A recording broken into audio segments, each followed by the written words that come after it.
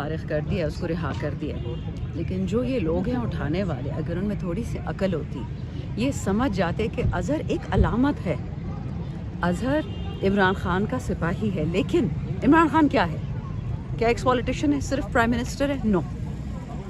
عمران خان اس وقت پاکستان ہے، اور جو خان کے خلاف ہے وہ پاکستان کے خلاف ہے.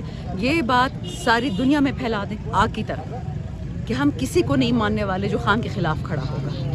اس کی غلطیاں ہوں، ان کی کوئی تائیاں ہوں، ان کے کوئی فیصلے ہمیں پسند نہ ہوں، پارٹی کے اندر پارٹی کے باہر، لیکن وہ آدمی پاکستان کی بقا کے لیے چٹان کی طرح کھڑا ہے. اور یہ بات کسی کو نہیں سمجھ آ رہی. یہ گیم پی ٹی آئی کی اور الیکشنز کی نہیں ہے. یہ گیم کہ پاکستان نے بچنا کہ نہیں بچنا، عوام نے بچنا کہ نہیں بچنا، آپ کو ملک معیشت چاہیے کہ نہیں چاہیے. یہ کیوں ہوا ہے کہ پچھلے 11 مہینے میں کوئی ایک ملک آپ کو 1 روپے دینے کو تیار نہیں ہے؟ نہ سعودی دے رہے، نہ چین دے رہے، نہ یو اے دے رہے. کیوں نہیں دے رہے؟ کچھ ہے نا. اس چین نے جا کے اہل تشیع اور اہل سنہ سعودی ایران کو اکٹھا کر دیا. کیسے کیے؟ جو او آئی سی نہیں کر سکی 52 سال میں.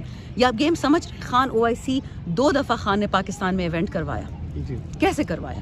مسلمان سارے کیوں آتے پاکستان میں بھٹو صاحب کے بعد 40 سال بعد؟ یہ 40 سال کون انگریز پاکستان چلا رہا تھا؟ سوچنے کی باتیں ہیں. تو یہ جو اظہر مشوانی ہو گیا، ہمارے باقی سوشل میڈیا ایکٹیوسٹ ہو گئے، ان کی فیملیز ہو گئیں. اسی طرح بیچارہ ذل شاہ اللہ اس کو بخشے، ارشد شریف کو اللہ بخشے. تو قربانیاں لوگ دیتے جا رہے ہیں.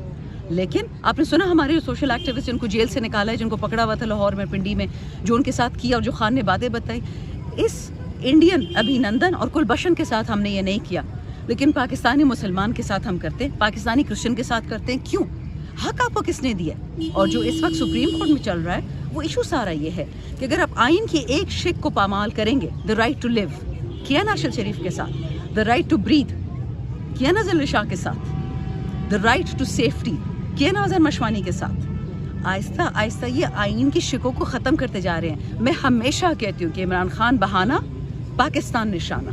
پاکستان کو ختم کرنے یہ سب کچھ ہو رہا ہے، اس لیے ہم سب خان کے ساتھ کھڑے ہیں.